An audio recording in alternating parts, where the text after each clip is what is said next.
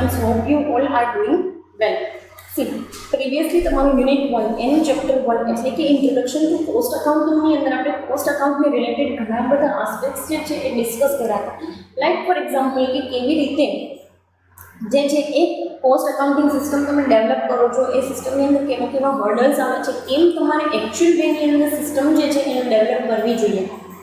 અધર દેન that એ વસ્તુ પણ જોયેલી હતી આપણે કે ભાઈ how this system creates difficulty for the particular other departments as well as other departments contribution કેવું રહેશે, બરાબર. આ તમામ વસ્તુ આપણે ડિસ્કસ કરી હતી. એના બાદમાં એક વસ્તુ એ પણ જોયેલી હતી કે ભાઈ માની લો કે કોસ્ટ અકાઉન્ટિંગ સિસ્ટમ તમે લઈ આવો છો તો એના ફાયદા શું છે, ઇમ્પોર્ટન્સ બી જોયેલું છે કોસ્ટિંગ કોસ્ટ અકાઉન્ટિંગની સિસ્ટમની, બરાબર. નેક્સ્ટ પાર્ટની અંદર તમને એસેન્શિયલ્સ આપેલા છે કે ભાઈ આટલી વસ્તુ તો હોવી જ જોઈએ કોસ્ટ અકાઉન્ટિંગની અંદર, કોસ્ટ અકાઉન્ટિંગ સિસ્ટમની અંદર આટલી વસ્તુ તમારે કરવી જ જોશે તો એ આઈડિયલ સિસ્ટમ ગણાય. નહીતર તો એનું કોઈ ઇમ્પોર્ટન્સ જ નથી. એક વસ્તુ તમને કહી દઉં કે આવા ડિપાર્ટમેન્ટ જનરેટ કરવા માટે કંપની છે ને બહુ બધી કોસ્ટ બેર કરતી હોય, અને એ કોસ્ટ બેર કર્યા પછી કંપનીને જો ફ્રૂટફુલ રિઝલ્ટ જનરેટ નથી થતું then it goes into vain. આ તમામ વસ્તુ જે છે પછી પાણીમાં જતી રહે છે, બરાબર. તો એ વ્યક્તિ તમને કીધેલું છે.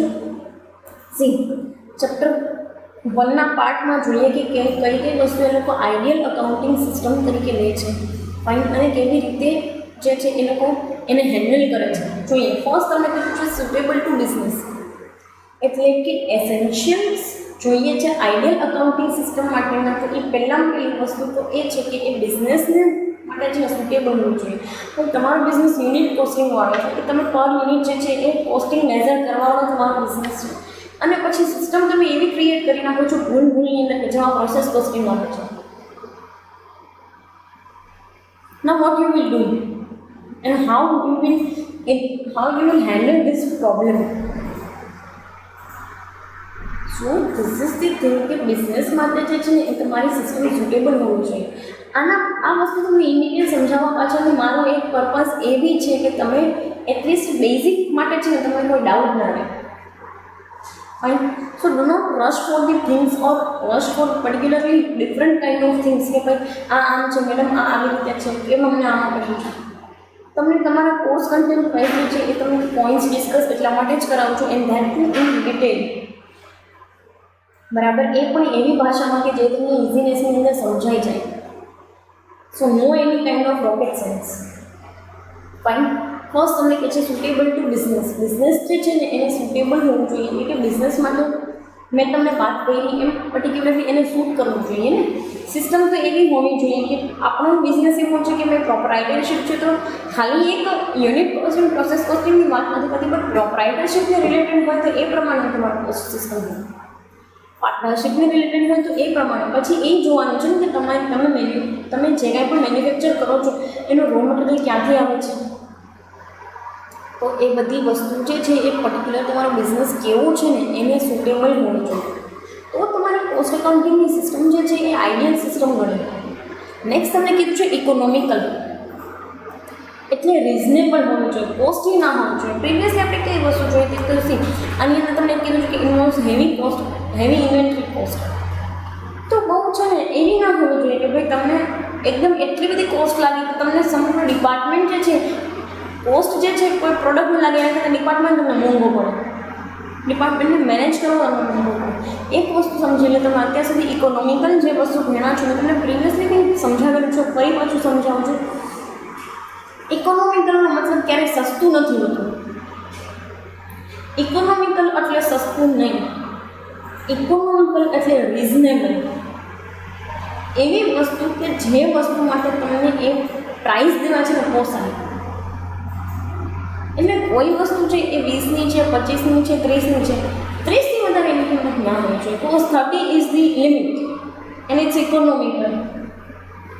પછી 30 રૂપિયાની વસ્તુ 50 રૂપિયાની 60 રૂપિયાની હોય તો એનો કોઈ પર્પઝ નથી. સો દેટ ઇઝ ધી થિંગ કે ભાઈ ઇકોનોમિકલ સિસ્ટમ હોવી જોઈએ. નેક્સ્ટ તમને કહે છે સિમ્પ્લિસિટી. સિસ્ટમ છે ને એની અંદર તમે બહુ જાજા લોકોને એટલા બધા લોકોને ઇન્વોલ્વ ના કરો કે તમારી સિસ્ટમ આખી કોમ્પ્લેક્સ થઈ જાય. વાય શું તો કે કોમ્પ્લેક્સ સિસ્ટમની અંદર છે ને પછી કામ કરવું બહુ અઘરું પડી જાય. આજે તમે છો, તમે એક ક્લાસરૂમની અંદર 30-40 જણા છો, દેટ ઇઝ કમ્પ્લીટલી ઓકે. પણ પછી એક ક્લાસની અંદર 90 જણા હોય તો સિસ્ટમ કોમ્પ્લેક્સ થઈ જાય ને મારા માટે. How to deal with the 90 different people at a time, because it is easy to deal with the 45 people or 40 people, and that too with the different ideas. બરાબર. તો સિમ્પ્લિસિટી હોવી બહુ જરૂરી છે, સિમ્પલ મેનરની અંદર હોવું જરૂરી છે કે જેથી કરીને તમે જે છે એ કમિંગ જે કાંઈ પણ ડેટા જે છે અથવા તો કમિંગ જે કાંઈ પણ સિચ્યુએશનની અંદર કોસ્ટ જે આપણે ડિસાઇડ કરવાની છે એમાં ઇઝીનેસ રહે. નેક્સ્ટ તમે કહે છે અક્યુરેસી એન્ડ ટાઈમલીનેસ. તમે વિચાર્યું છે કે ભાઈ આવતા વર્ષ સુધીમાં આપણે એક નવો પ્રોજેક્ટ લોન્ચ કરવો છે અને એનું કોસ્ટિંગ ને એનું એસ્ટિમેટ કાઢવું છે કે ભાઈ, અથવા તો એક વર્ષ માટેનું આપણે ટેન્ડર પ્રાઇસ જોઈએ છે કે ટેન્ડર કોન્ટ્રાક્ટ જોઈએ છે કે એનું એસ્ટિમેટ કાઢવું છે. તો આવી બધી વસ્તુની અંદર તમારે અક્યુરેસી હોવી છે બહુ જરૂરી છે, ચોક્કસતા પણ અને સમયસર. ટાઈમલીનેસ, કેમ કે અક્યુરેટ નથી ને ટાઈમ બેઝ નથી તો પછી તમારા વર્કનો કોઈ ઇમ્પોર્ટન્સ નથી, તમારા કામનું કોઈ ઇમ્પોર્ટન્સ નથી. શું કામ? એક વસ્તુ તમે સમજી લો કે આ વસ્તુમાં અક્યુરેસી શું કામ આટલી ઇમ્પોર્ટન્ટ છે, why they are asking for accuracy parameter. કારણ કે સીધી વસ્તુ છે, એક વખત તમે આ વસ્તુની અંદર ફેલ ગયા ને, તમારી પાસે સ્કોપ નથી ને સુધારવાનો. You don't have any scope to just resemble it. બરાબર, તમારી પાસે કોઈ સ્કોપ નથી એને સુધારવાનો. નેક્સ્ટ તમને કહે છે ફ્લેક્સિબલ. એક સિસ્ટમ છે ને એ ફ્લેક્સિબલ હોય તો તમને કામ કરવાની મજા આવે. ફ્લેક્સિબલ એટલે કેવું કે તમે જે છે એ અલગ અલગ ટાઈમ પીરિયડ પ્રમાણે તમે ચેન્જ થઈ શકવા જોઈએ, ડાયનેમિક હોવા જોઈએ. બહુ જરૂરી છે. અને ખાલી આ કોસ્ટ એકાઉન્ટિંગ સિસ્ટમમાં જ નહીં, બટ આમ બી તમે બિઝનેસની પ્રોસેસ છે ને જેટલી તમે રિજિડ રાખો ને, જેટલી તમે જકડાયેલી રાખો ને, એટલું જ તમને છે ને નુકસાન વધારે થાય. બટ જેટલી ફ્લેક્સિબલ હોય ને એટલી કામ કરવાની લોકોને મજા આવે. બરાબર. તો ફ્લેક્સિબલ સિસ્ટમની વાત કરે છે. નેક્સ્ટ તમે કહે છે રિકન્સિલિએબલ. It must be રિકન્સિલિએબલ.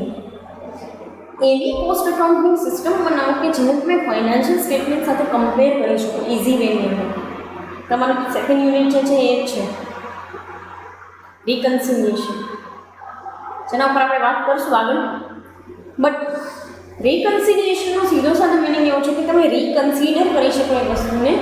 એટલે કે એક કોસ્ટ સ્ટેટમેન્ટ છે ને એક ફાઇનાન્શિયલ સ્ટેટમેન્ટ છે, બંનેને તમે એવા વેની અંદર કમ્પેર કરી શકો કે જેથી કરીને તમને ઇઝીનેસ રહે.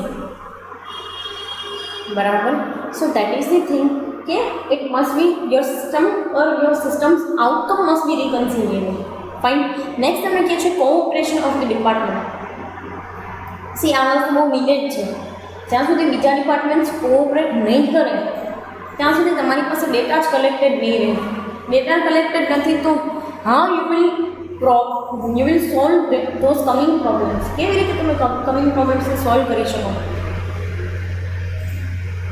ડિપાર્ટમેન્ટનું કોઓપરેશન હોવું જોઈએ, બહુ જરૂરી છે. પ્રોડક્શનવાળા એમ કહે હું ડેટા નહીં આપું, વાત ત્યાં પતી ગઈ.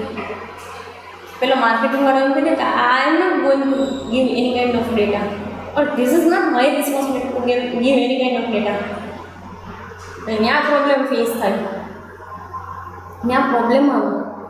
કારણ કે તમારે સેલિંગને ડિસ્ટ્રીબ્યુશન ઓવરહેડ્સ કાઢવા ક્યાંથી? ડેટા જ નથી તો. પ્રોડક્શન ઓવરહેડ્સ, ફેક્ટરી ઓવરહેડ્સ કેવી રીતે કાઢશો જો પ્રોડક્શનવાળા તમને કંઈ ડેટા જ નહીં આવે? How you will solve this problem? So cooperation is really needed or essential for the ideal cost system. Less clerical work. ઓછામાં ઓછું ક્લેરિકલ વર્ક જે છે એ તમારે કરવાનું. ફાયદો શું? અમને એમ થાય કે મેડમ ક્લેરિકલ વર્ક ઓછું કરવાનો ફાયદો શું? તો કે સીધી સાદી વસ્તુ છે. તો ક્લેરિકલ વર્ક ઓછું થઈ જાય તમારે છે ને સિસ્ટમની અંદર તમે ફ્લેક્સિબિલિટી અને ઇઝીનેસ લાવી શકો, સિમ્પ્લિસિટી લાવી શકો. કોમ્પ્લેક્સિટી જેટલી વધારે એટલું જ તમારે વર્ક વધારે કરવું પડશે. અને જરૂરિયાત વગરના એમ્પ્લોઈઝને લેવા કે જરૂરિયાત વગરના કાગળિયા કરવા, ડોક્યુમેન્ટ્સ બનાવવા, એનો શું પર્પઝ શું છે? It is just the waste of time and skills and energy. અને કંપનીને આવી એનર્જી અને ટાઈમનું જે કાંઈ પણ છે એ લોસ ના પોસાય. It is unbearable. સમજ્યા? તો એ પોઈન્ટ ઓફ વ્યૂથી તમે જોવા જાઓ તો ક્લેરિકલ વર્ક એકદમ ઓછું કરી નાખો, અને એવું કરો છો તો તમારી સિસ્ટમ એકદમ આઈડિયલ સિસ્ટમ બની જશે. You don't need to go for anywhere. Next તમને કહે છે એફિશિયન્ટ મટીરિયલ કોસ્ટ. હવે તમને પ્રશ્ન થાય કે મેડમ અત્યાર લગી કેવી મટીરિયલની આપણે અત્યાર સુધી વાત જ નથી કરી, હવે આપણે કે મટીરિયલની વાત કરીએ છીએ. Why we are talking about efficient material cost. એક વસ્તુ તમને કહી દઉં કે કોસ્ટ સિસ્ટમની અંદર સૌથી વધારે ઇમ્પોર્ટન્સ આ મટીરિયલનું છે. એ આવે ને કંપનીની અંદર, ત્યાર પછી લેબર એક્ટિવિટી ને બીજી બધી સેલિંગ એન્ડ ડિસ્ટ્રીબ્યુશન આ છે તે છે પછી ચાલુ થાય. તો મટીરિયલ કોસ્ટ એફિશિયન્ટ હોવી is needed, and it is I think essential for particular for our business. જેટલી ઓછી મટીરિયલ કોસ્ટ હોય ને એટલું જ તમને ઇઝીનેસ રહે મટીરિયલ અક્વાયર કરવાનું. જેટલું અક્વાયર ઇઝીનેસની અંદર થાય ને એટલું જ તમારું જે કાંઈ પણ લેબર વર્ક છે ને એ જલ્દી થાય, ઝડપથી તમારું પ્રોડક્શન થાય, માર્કેટમાં ઝડપથી તમારી રિચનેસ વધે. ફાઇન. નેક્સ્ટ તમને કહે છે એડિક્વેટ વેજ પ્રોસિજર. પૂરતા પ્રમાણમાં છે ને તમે વેજ માટેની એક પ્રોસિજર બનાવો. એ લોકોને ડે ટુ ડે બેઝિસ ઉપર દેવા, આર્લી બેઝિસ ઉપર દેવા, એટલે કે કલાક ઉપર, દિવસનું રોજ દેવું, બરાબર, કે પછી મંથલી એ લોકોને આખી સેલરી ટાઈપની રીતે તમે આપવા માંગો છો. આ છે ને એ દરેક કંપની જે છે ને એના ડિપાર્ટમેન્ટ ઉપર આધાર રાખે કે એને કેવી રીતે આ વસ્તુ પર વર્કઆઉટ કરવું. ફાઇન. સો એડિક્વેટ વેજ પ્રોસિજર, જે કાંઈ પણ પ્રોસિજર છે એ ઇનફ વેની અંદર થવી જોઈએ, એડિક્વેટ મેનરની અંદર થવી જોઈએ. Fine. So that is the thing and that is the I think whole reason or scenario. હવે કહેવા શું માંગે છે તમને એસેન્શિયલ કોસ્ટ અકાઉન્ટિંગ સિસ્ટમની અંદર, તો આખી સિસ્ટમમાં તમે 10 પોઈન્ટ્સ આપેલા છે, જેમાં ઓલમોસ્ટ બધી વસ્તુ કવર અપ કરી લીધેલી છે. જેના બેસિસ ઉપર એ લોકોનો કહેવાનો મિનિંગ એવો છે કે ભાઈ આટલી વસ્તુ તમે કરશો ને ત્યારે તમારી કોસ્ટ અકાઉન્ટિંગની સિસ્ટમ કે જે તમે ડેવલપ કરી છે એ સક્સેસફુલી ચાલી શકશે. ફાઇન. એ વસ્તુ સક્સેસફુલી ત્યારે જ ચાલી શકશે જ્યારે તમે આ તમામ વસ્તુ ઉપર ફોકસ કરતા હશો, બરાબર. તો એ મેં એની અંદર કીધું છે. Next part and last part of this chapter, બરાબર, તમારું આખું યુનિટનું નામ છે introduction to cost accounting and unit costing. તો એમાં તમારું પહેલું ચેપ્ટર છે ઇન્ટ્રોડક્શન ટુ કોસ્ટ અકાઉન્ટિંગ. તો આપણે કોસ્ટ અકાઉન્ટિંગ વિશે બધું ભણીએ છીએ, જેમાં લાસ્ટ તમને આપ્યું છે methods of costing. This is I think the most interesting part of your course or your first chapter. કારણ કે શું છે તો કે તમને છે ને આ વસ્તુ સમજ્યા પછી આઈડિયા આવી જશે કે માર્કેટની અંદર કેવી વસ્તુઓ જે છે એને ઇન્વોલ્વ હોય. પછી તમારે યુનિટ કોસ્ટિંગની અંદર આપણે એ પણ સ્ટડી કરશું, જેમાં એલિમેન્ટ્સની અંદર તમને અમુક પાર્ટ આપેલો છે કે કેવા પ્રકારની જે છે એ કોસ્ટ ઇન્વોલ્વ હોય માર્કેટની અંદર, બરાબર. અથવા તો કેવા ઉદ્યોગો જે છે, કેવા બિઝનેસીસ જે છે એ આ યુનિટ કોસ્ટિંગ, પ્રોસેસ કોસ્ટિંગની અંદર ઇન્વોલ્વ હોય છે. ફાઇન. સો બધી વસ્તુ યુનિટ કોસ્ટિંગમાં તમે સ્ટડી કરશો છો, બટ આ તમારો લાસ્ટ પાર્ટ છે. પહેલી મેથડ તમને આપેલી છે unit costing. Name suggest it self the procedure. નામ પોતે જ સજેસ્ટ કરી દે છે કે આગળની પ્રોસિજર શું હોય, બરાબર. યુનિટ કોસ્ટિંગ એટલે એક યુનિટ જે છે એની તમે કોસ્ટ કાઢવાની વાત કરો છો, અને એક યુનિટની કોસ્ટ કાઢો છો એ તમારા માટે શું ઇફેક્ટિવનેસ જનરેટ કરે. તો એક યુનિટની કોસ્ટથી તમે આખા જેટલા પણ તમે બનાવ્યા હોય ને એક વર્ષના યુનિટ, એના પરથી તમને આઈડિયા આવે છે કે એક યુનિટની કોસ્ટ કેમ બને. ફાઇન. સો એ વસ્તુ તમને આપેલી છે યુનિટ કોસ્ટિંગની અંદર. નેક્સ્ટ તમને આપ્યું છે પ્રોસેસ કોસ્ટિંગ. પ્રોસેસ કોસ્ટિંગ, અને તમને એવો ક્વેશ્ચન છે કે મેડમ યુનિટ કોસ્ટિંગ અને પ્રોસેસ કોસ્ટિંગની અંદર જે છે ડિફરન્સ શું છે? તો કે છે યુનિટ કોસ્ટિંગ ક્યારેક કેવું હોય તો કે તમે રો મટીરિયલ જે છે એક જ મશીનની અંદર નાખો છો, એક જ પ્રોસેસ કરો છો અને તરત જ તમને ફિનિશ ગુડ્સ મળી જાય છે. પ્રોસેસ કોસ્ટિંગની અંદર કેવું છે તો કે તમે જે પેલું જોવો છો બાલાજી વેફર્સ આખું લેઆઉટ, જેમાં બટેટા ધોવાઈને આમ લપસવા ઉપરથી આવતા હોય ને પછી એ પીલ થઈ જાય કે છાલ ઉતરી જાય ને પછી એમાંથી વેફર પડી જાય ને એની મેળે જે છે એ સુકાઈ જાય ને તળાઈ જાય ને એનો ઉપર મસાલો લાગી જાય. તો આ બધી પ્રોસેસ જે છે ને that is known as the process costing. કારણ કે એક પ્રોસેસમાંથી બીજી પ્રોસેસમાં તમારે રો મટીરિયલને જવા દેવું પડે છે, પછી ત્રીજી પ્રોસેસ, પછી ચોથી પ્રોસેસ, પાંચમી, છઠ્ઠી, ઘણી કંપનીની અંદર તો 10 ટાઈપની પ્રોસેસ હોય. તો પ્રોસેસ કોસ્ટિંગ કહેવા શું માંગે છે તો કે એક પ્રોસેસ પછી કેટલી કોસ્ટ લાગી, બીજી પ્રોસેસ પછી કેટલી કોસ્ટ લાગી, ત્રીજી પ્રોસેસની અંદર મટીરિયલને બધી વસ્તુ એડ કરતાં કેટલી કોસ્ટ લાગી. તો એટ લાસ્ટ તમે આફ્ટર 10 તમને આઈડિયા આવ્યો કે તમને અલ્ટિમેટલી 10 પ્રોસેસ પછી આટલી કોસ્ટ લાગે છે. તમને એમ થાય કે મેડમ યુનિટ કોસ્ટિંગની જેમ કરીએ તો ન ચાલે, પણ જ્યારે તમે આવડા મોટા મશીન્સની અંદર ઇન્વેસ્ટમેન્ટ કરેલું છે, આટલી મોટી સિસ્ટમમાં ઇન્વેસ્ટમેન્ટ કર્યું છે, તો તમારે ડેફિનેટલી પ્રોસેસ કોસ્ટિંગ કરવી જરૂરી છે. You have to. તો જ તમને આઈડિયા આવે ને કે આ મશીનનું આટલું કન્ટ્રીબ્યુશન, આનું આટલું contribution. And then we can move to the next part. Next તમને આપ્યું છે જોબ કોસ્ટિંગ. તમે નામ સાંભળ્યું જોબ વર્ક માટેની કંપની, જોબ વર્ક કરાવવા માટેની કંપની, કે જોબ વર્ક માટે અમને માલ આવ્યો છે, એવું તમે સાંભળેલું હશે. જોબ વર્ક એટલે શું?